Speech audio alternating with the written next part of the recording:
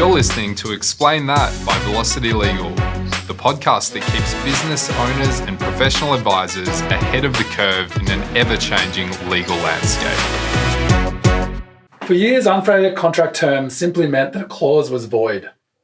Things have changed though. Now businesses can be hit with penalties, and advisors and accountants need to act fast to help their clients stay compliant.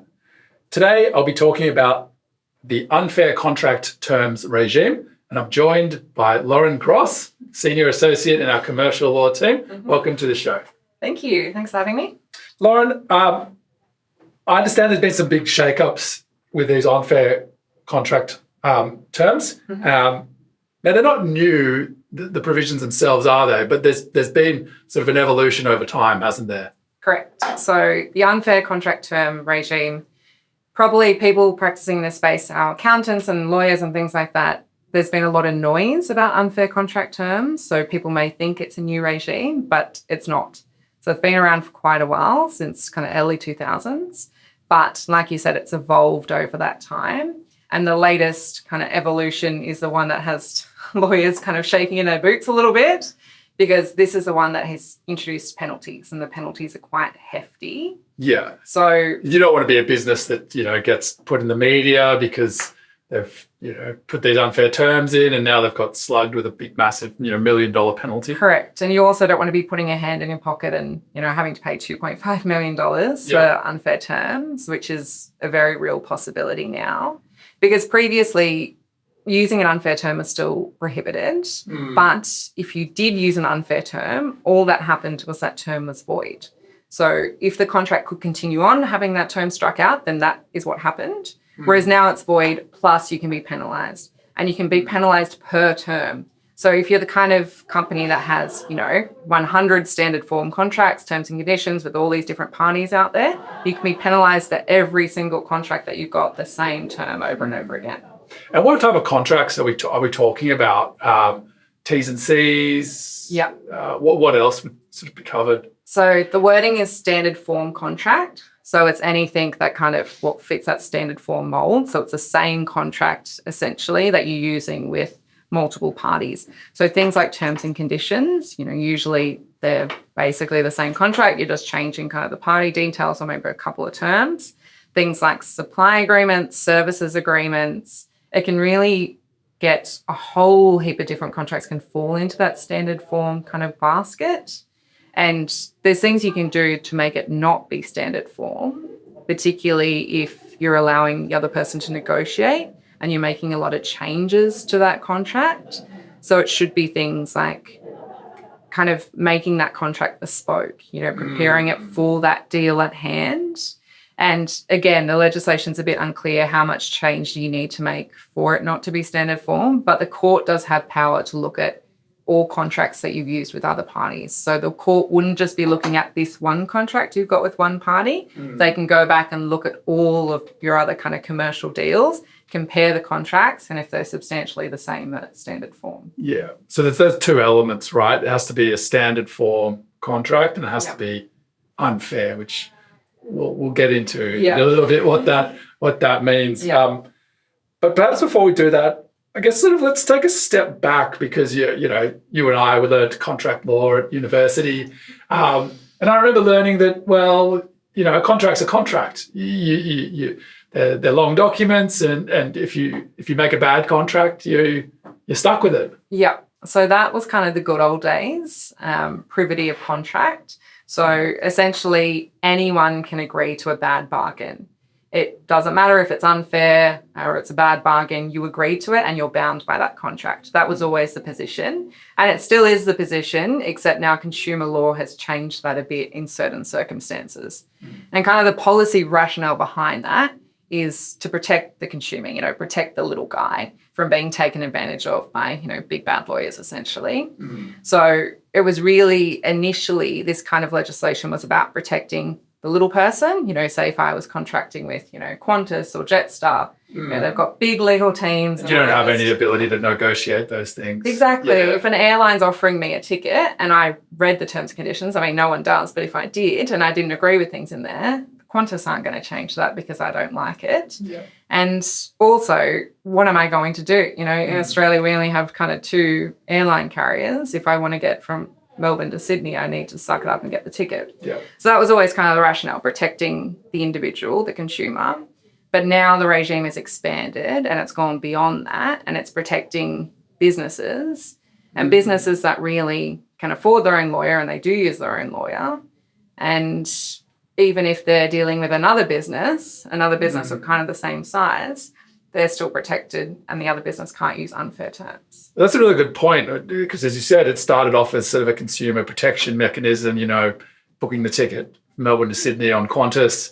But at some point that expanded essentially to cover B2B, business-to-business transactions. So it's not just something that businesses need to think about when doing things with sort of end consumers, is it? Yeah, that's it. And that's kind of where a lot of noise has come from, because a lot of lawyers in this space are saying the regime has gone too far. And my personal view is I think it's gone too far as well. And we don't really have clarity or answers over those questions of, well, what happens if it is 2 kind of small, medium enterprise of the same size, the same kind of bargaining power dealing with each other? How unfair does a term have to be for it to fall foul of this regime? Because it's so new and there haven't been enough kind of cases that have gone through, we don't have the answers to all of those questions yet, which makes it really difficult to advise clients in this kind of space, because the answer to some of it is, well, we just don't know yet. Yeah, I guess, what would you do in that situation? You've sort of got to outline those risks and what other options are available. Yeah. So there are things that we can do. And there's terms that we know are going to be unfair. So there's things like automatic rollover periods. So if the contract automatically renews for a further term of 3 years or something like that, then that's probably an unfair term. Instead, we should draft the contract in the way of, okay, the term ends at this point, then the parties can mutually agree to renew it and continue it for the next term. Should be by mutual agreement, not just automatic. Yeah. There's things like unilateral termination rights, so only one party has the power to end the contract. That's probably unfair. Yeah. So it's really things that cause a significant imbalance in the parties' rights that are probably unfair. Yeah. In saying that, there's other things you can do. So you can have terms that are probably unfair if it's reasonably necessary to protect a legitimate business interest. So it's really about clients kind of looking at their businesses and going, well, we need this term because of X, Y, Z, and being able to justify that, then it's probably a term you can have. Yeah. And then you can also do things like make the term really transparent. So there's different ways that you can express that in your contracts and the ways that you kind of convey that information to consumers, which can lessen the risk. So just with that, with what you were saying about protecting businesses and transparency, it seems like that test about whether or not a term is unfair or not involves, I guess, some sort of consideration of those things. Are you protecting something quite legitimate, a legitimate business interest, and how sort of transparent you're being with your terms? So there are several kind of steps in the test, in the legislation. So a term is unfair if it creates a significant imbalance between the parties' rights and obligations in the contract. Yep. If the term's not reasonably necessary to protect legitimate business interest. Yep. If reliance on the term would cause detriment, and that's not just financial detriment, and it also doesn't have to have occurred. Even just a potential of detriment is enough, but it has to be realistic. And then the court also looks at the contract as a whole and how transparent the term is. There are also things set out in the legislation of examples of terms that the court might consider unfair, but the court has discretion to look beyond those specific examples as well. Yeah, and that's, I guess, what makes it hard when advising, right? That, that's until there's 100 cases on every specific example, then you've got to make a judgment call on some of these things. Yeah, and even just the word itself, unfair, it sounds quite subjective, what is unfair and what isn't. And naturally in a commercial deal, there will be terms that favour one party over the other. It's not like everything in a commercial contract is completely equal. Yeah. It's a transaction. So it's really about, well, okay, where is the line? What is just favourable in one party's interests, and that's okay, and what is too favourable and then it's crossing the line into unfair. Yeah. And does it matter then about sort of whether there's lawyers involved, whether documents are negotiated, things of that nature? Yeah, well, that's kind of a question that we don't have the answer to at the moment. We don't know how relevant legal advice is in determining if a term is unfair or not. So part of the standard form issue is, okay, is there an imbalance in bargaining power between the parties? And naturally having lawyers kind of makes that a bit more equal, the bargaining power difference, because you've got someone who knows what they're doing or should know what they're doing, kind of advocating for your interest, advising you, okay, explaining these are what these terms mean for you, and negotiating with the other party. We don't know how much relevance legal advice has. We also don't have the answer to the question of, okay, well, what if, say, I'm the party with the terms and conditions, I'm the bigger party, and I provide it to the smaller business and I say to them, give me your feedback, happy to negotiate changes. And they say, no, all good, we're happy with it. And they sign. Yeah. What's the relevance of that? Because I was genuinely prepared to negotiate and they just chose not to. Yeah. You don't want that to be used sort of as a weapon for later on, that they said, oh, well, we're not going to try now because later we're going to argue that it was unfair and it's void and all that sort of thing. Well, that's interesting because that's kind of a discussion we've had in our commercial team and said, because sometimes we do see contracts that are clearly unfair and we say, well, okay, what's the strategy here? Is a possible strategy just not negotiating it, signing it, and then later on we can kind of use that as leverage to get out of the contract? Yeah. Now, that's a very risky strategy. That's not something we've done, but we've spoken about it as a hypothetical. Yeah. And we have seen clients kind of use the regime kind of as a weapon to leverage their own interests. Yeah. To get out of a contract they just don't want to be in anymore. I had a client who was in a printer contract. So he ran his business and he had, the printer hire contracts like most businesses do. Yep. So you hire the printer and get all the ink and the servicing and all that as part of the contract. Yep. This contract, he gave it to me and he said, oh, Lauren, I actually forgot about this and it's already tipped over into the next renewal period and I'm going to be stuck with this for another 5 years. Oh, wow. I don't want the printers anymore. I'm selling my business. What can I do? Yeah. And I looked at it and it was clearly unfair. It had that automatic rollover provision, had unilateral termination rights, had unilateral indemnities, like everything was very one-sided. Yeah. And I said to him, well, this contract's probably unfair. You can write to them and say, this is an unfair term. We think it's void. Let me out of the contract. Yes. And he said to me, oh, Lauren, I used that unfair contract term thingy that you told me about. And they let me out of the contract. Oh, that's fantastic. So, it has been kind of weaponized to use as leverage. Yeah. Which... Well, I guess that's the thing. If you're a private business and you've got a printer contract or some other one of these contracts, and maybe it's been around for a while, perhaps it was more aggressive on some of those things. Whereas, correct me if I'm wrong, perhaps in 2025 they wouldn't be putting those terms in anymore. Well, they shouldn't be. Yeah, they shouldn't be. So, exactly, that's right. Like when we see terms and conditions, even that we drafted 10 years ago or something like that, they're very different to how we would draft them today, because that's when it was like the Wild West and you could do whatever you wanted essentially. Times have changed. And there wasn't this fear of penalties there as well, because the worst was that the term may or may not be void. Yeah, exactly. It may or may not be void, kind of who cares? And that was the impact in reality. Businesses were having that approach, oh, well, it doesn't matter if it's void, so what? Now that there are penalties, the attitude has shifted a lot, which is normally what happens when legislation isn't just like a toothless tiger anymore. So it has been a big shift in attitude. But in saying that, there are, the big kind of companies that do kind of throw their weight around a bit more and they might be prepared to take the risk more than kind of small business owners. Yes. But it is interesting, that big kind of shift, and then also how it's being used in practice, because being bound by something that's very unfair, consumers should have that right to, negotiate kind of a fairer deal. But it is interesting. It seems to be kind of a side effect almost of the legislation. People are agreeing to a contract and then when it no longer suits them, using it as a way to get out of that contract. I guess that's an important point as well. If you're advising a business that wants to make sure their contracts are upheld, make sure that it's not a standard form, or that sort of closing off those doors so they can't come later on make those arguments. Yeah, exactly. Because it's not like how it used to be, and the court would always take that view of, okay, you've put your name on a contract, you've annexed your signature there. That means that you've read and understood that contract and you've agreed to be bound by all the terms of that contract. Whereas now it's like, well, yes, unless it's unfair. So it's a very different approach. And yes, exactly. To protect that deal and make sure people are bound by that contract, there really needs to be a different approach that people are taking with their contracts.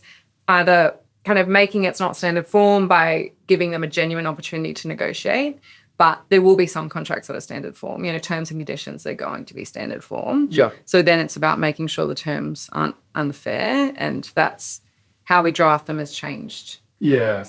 And I suppose that's probably like a bit of a wake up for businesses if they're relying on old contracts that perhaps they've been using them for quite a long time, that it's really probably now's the time to actually get those reviewed and updated. Definitely. And we've been doing a lot of that kind of work over the past two or so years. Yeah. Reviewing clients' terms and conditions, all those standard form contracts, and kind of pulling them apart and being like, okay, well, this term is risky now. Yeah. We should flip it and draft it this way instead. Also having meetings with the clients and trying to understand, okay, what's this term trying to protect against? Is there something legitimate that you need protection from? If they can't answer that question, then the terms should be removed. Yeah. Should really be watered down or made more balanced, I suppose, probably the word. Like it could be, they're going to give 12 months notice to cancel, and then maybe there's a reason for that, because the business would take 11 months from that time to, reposition and do whatever it needs to do. But if that's not the case, then maybe there's not protecting against anything because, well, you don't need 12 months notice. Exactly. And that's perfect example. A lot of the kind of things our client will be maybe in the middle of a chain, right? So they might be purchasing kind of material and supplies on something from someone, and then they're using that to make it into goods and then sell it to the consumer. So they might need a window before the person can terminate, because if they don't have that window, they'll be stuck with all these materials and things from the other person. So that is legitimate. And if it will be affected in that chain, then they can justify having that window that the other party needs to give before they can terminate. Well, part of the important thing, I guess, then is really understanding the business that you're advising and understanding, how they operate. Mm-hmm. Yeah. It shouldn't be kind of a one size fits all. And that's sometimes, clients will say, oh, do you just have a template? And like the issue with like a template agreement is that it is just that, it's just been spat out and it hasn't had any consideration for the actual business. And that is problematic in so many ways, but just in this kind of unfair contract term issue, it's problematic because it doesn't have that consideration of, well, what's a legitimate business interest? So really we need to understand what the client's doing, what they have that contract in place for, what are the needs of the business, so we can make sure that we're drafting it in that way. And then it's also kind of, we're saying to clients, any terms that we think maybe are a little bit risky, having maybe an Excel spreadsheet or something that they put together and have our term there, and then have the legitimate business interest recorded. Yeah. So we might be able to use that as, evidence if we ever got in trouble for an unfair term. That's a good insight to make a record of that. Yeah. Lauren, I wanted to get into this Jetstar case because I understand that's a live example of these unfair contract terms in practice.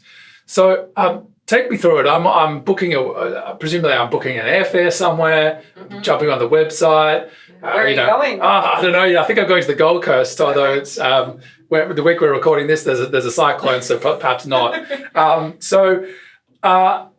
I'm on the website, there's forms and I'm ticking boxes and I'm going through it and all this sort of stuff. And hopefully I'm reading some of it, but, a lot of cases people are not. What was the thing that the Jetstar were doing that landed them in some hot water? So in this case, like you said, consumer goes on to buy a Jetstar, airfare, and people may be familiar, Jetstar will offer kind of different ticketing options. So you've got the cheaper fare, probably less options, maybe no baggage, that kind of thing. And then the more expensive fare where you get all the kind of bits that's included. Points, change your time, refund, blah, blah, blah. Correct. And the change of time and the refund were the issue here. So in the cheap kind of fare, it was very restrictive. So you couldn't change the the time and date. You couldn't get a refund if you're unable to go anymore, all that kind of thing. The consumer said, well, that's unfair. It's completely one-sided. I have no rights to vary the contract and change the date and time of the fare, whereas Jetstar have all of these rights to vary the terms. They can cancel it at the drop of a hat kind of thing, and I can't do anything about it. Yeah, it's interesting. I mean, presumably if I'm Jetstar, I'm now saying exactly, well, you didn't pay for the Lux version. Correct, and that's exactly what they did. So originally went to VCAT and Jetstar lost. The consumer got the win and said, yes, that is completely unfair, that contract. Jetstar appealed. It went to the Supreme Court, and the Supreme Court agreed with Jetstar and said, okay, well, if you look at this contract in isolation, then it probably does contain unfair terms, but the court has the power to look at the contract as a whole. And they looked at the other contracts that Jetstar was offering and saying, during the ticketing and kind of purchasing process, it was made very clear to the consumer, here are all the levels of options you can get. You can get a less restrictive fare, you have to pay more money and you get all of these benefits. Or if what's more important to you is the dollar value, then you can get a cheap fare and you have a restrictive ticket. And Jetstar had the win. That's a really good point, because I hadn't think of it that way. But essentially when you're going on the website, you're booking your ticket, you're actually choosing which contract you want to enter into. If it's those, I think there's 4 or 3 different options usually, and you're actually you're choosing which contract, what terms actually go in the contract. Yeah. So I can see that point that, well, if you looked at the light version, then there's things in there that are probably pretty restrictive, but you're getting a benefit in exchange for that being restricted. Yeah. And I think it's another example of transparency as well. Perhaps Jetstar wouldn't have had the win if they were less transparent. But I think, we all have had that experience when you're buying an airfare and you're going through. There's several little pop-ups that come up. Are you sure you don't want to add baggage? Are you sure you don't want to do this? This is what this means. You won't be able to change your date and time. It's made very clear to the consumer at the beginning, and they have that choice of which contract they want to enter into. And they chose to enter into the cheapest one, and they were restricted. And the court said, well, that was legitimate. Well, that's a good point. I guess so for businesses that might have different sort of service offerings, perhaps, that's probably a pretty important takeaway point, that it is permissible to have, or potentially permissible to have, different service offerings at different price points. And this Jetstar case, supports that. Yeah, that's right. And I think it's also an example of the need to be transparent, because there's another case. So this is Carnival Cruises. We kind of cast your mind back. This is when COVID times. Yep, not going on cruise ships. Yep. Yes. Yep. Well, they were selling, so Carnival Cruises was selling this service before COVID, but really unfortunate timing for everyone who bought a ticket for that. The cruise was kicking off when COVID was first happening. Yep. And this was, during Sydney Harbour, and there was all that kind of disaster. People on board getting sick, and they're all stuck on this floating disease boat. Yep. With this contract, so Carnival Cruises had their kind of standard terms and conditions. So when you purchase a ticket to get on this cruise, you agreed to the terms and conditions. But how Carnival had their terms and conditions, the consumer would actually purchase the ticket without seeing the terms and conditions first. Oh, wow. Which is a big no-no, honestly. So they'd purchase the ticket, and then they would get set their confirmation email, like, congratulations, you're on board, blah, blah, blah. Terms and conditions still weren't in that email. What they did have was a link. So, see your terms and conditions here. The consumer had to click on the link, and then it take them to a separate page. You still didn't get the terms and conditions. What you had to do was create an account. And then once you created an account and logged in, then the terms and conditions were there. Wow, that's quite remarkable. I mean, I would have thought even with that, there's probably issues on whether or not they've even been agreed to, I guess. Yeah. Really, if anyone's listening, don't do that. Yeah. That is not how that should be done, because, it causes a whole host of problems. And the court said that is not a transparent process at all. Absolutely. So probably their wiggle room and, things, perhaps if they were upfront on some things, before you'd paid and all that sort of stuff, it might have been okay. Yeah, well, that's the interesting point, because this is kind of an area that hasn't been resolved entirely yet. So the unfair term in this case was a term in the terms and conditions that prevented consumers from bringing a class action against Carnival. So it was a class action waiver clause. Now, obviously, having that clause in place was very much, or created a very significant imbalance in the parties' rights, because it prevented, the poor little consumer from bringing a class action. Yes. And class actions can often be the only way that a consumer can bring litigation against a big company like that, because it's a lot to fund on your own. Yeah. Whereas if you're getting everyone together and then getting the support of a law firm, that might be the only way you can kind of get some remedy. Yes. So the consumer was waiving their rights to that, very much in Carnival's interests and not in the consumer's interests. Yes. So that was significant imbalance. Carnival was arguing that it was necessary to protect their legitimate business interests. Yeah. The court decided that it wasn't, but the court also, in making that decision, found that the term created a big detriment to the individual, because potentially they'd be prevented from getting any remedy. It was very much a significant imbalance. And also the way that the term presented was not transparent, because the way it was written was very much in legalese, and then also the circumstances of how the contract was presented. Yeah, I mean, consumers already paid by that point. Yeah. Created a big barrier to kind of, most people wouldn't have even read the document. Because they didn't get it at the beginning. Even after booking, they still didn't get it. A lot of people be like, I can't be bothered to make an account. They wouldn't have logged in. Yeah. So I guess that's one of the takeaways. Essentially, you've got to be transparent, and the more risk there is with the term, probably the greater that transparency perhaps needs to be. That case indicates that is the position, because His Honour made some comments along those lines.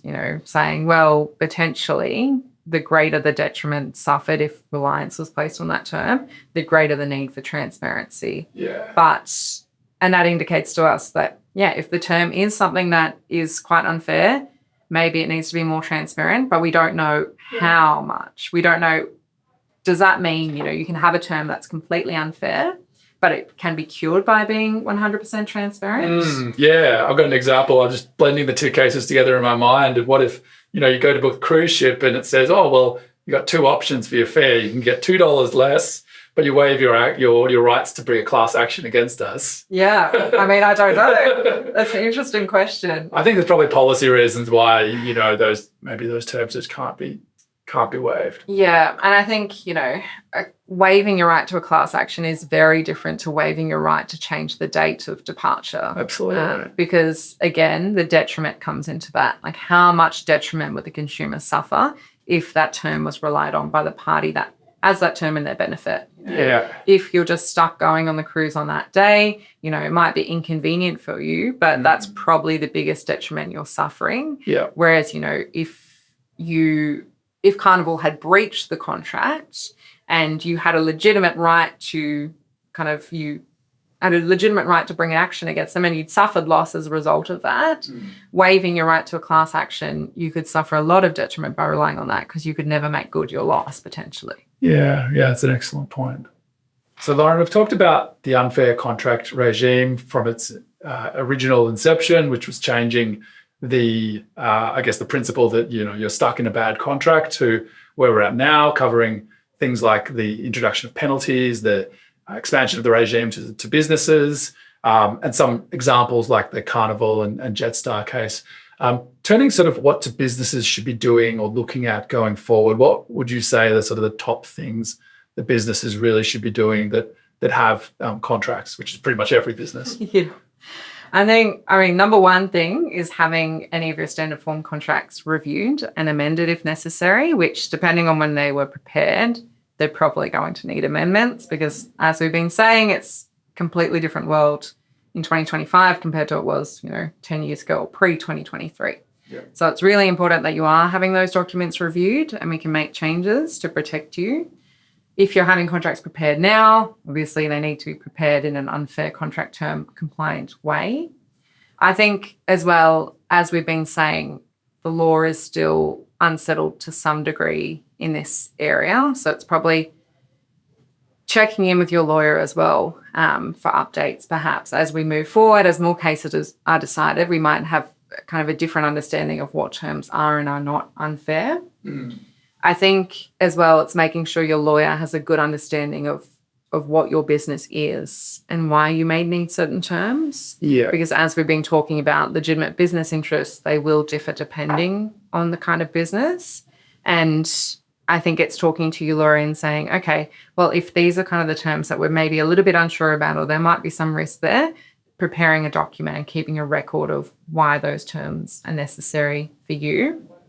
I think, too, it's making sure your lawyer understands the kind of audience of these contracts, because transparency will depend on who the audience is. Yep. So, for example, if you're a retail business, you have terms and conditions, the way that they need to be written is different to how you would write a contract for another small business. Yeah. They need to be extremely clear, like we we're talking about with Jetstar, kind of having the key points of that contract drawn to the consumer's attention at the time of purchasing, not afterwards, that make it very, very clear what they're signing up to and what they're agreeing to.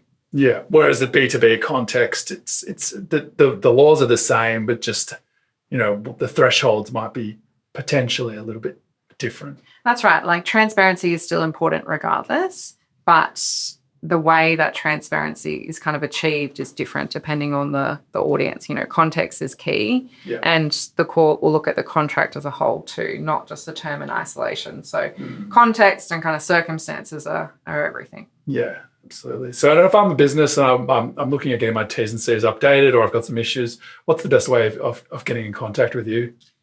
So you can give me a call or you can send me an email. I think we have all of our contact details on our website. And also, even if you're not having contracts prepared or wanting contracts reviewed, it might be the other way. You might be kind of bound by this contract that you're now listening to this and thinking, well, that sounds like that's really unfair. And you're wanting to get some advice around that. We can help with that side as well. Fantastic. Well, thanks so much. I've learned a lot as well as part of this. Thanks for being on the show once again, Lauren. Thanks for having me.